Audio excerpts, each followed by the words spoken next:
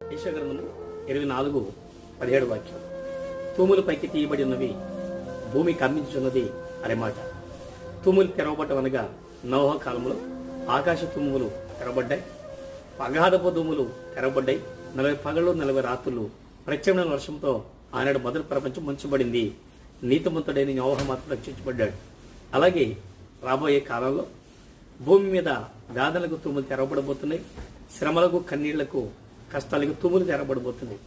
తెరవబడేటువంటి వేదన, రాబోయే సంభవించే వేదన తొలగించబడాలి అంటే భూమి కంపిస్తూ ఆ వేదనని అధిగించబోతుంది. కాబట్టి మానవులుగా దేవుని మాటని గౌరవిస్తూ, దేవుని ఆజ్ఞను అనుసరిస్తూ ఆయన మార్గం నడిచిన ఎడల కంపించే భూమి నుండి, తెరవబడిన వేదన తుమ్ముల నుండి నిన్ను కాపాడడానికి ప్రభు ఉద్దేశం కలిగి ఉన్నాడు.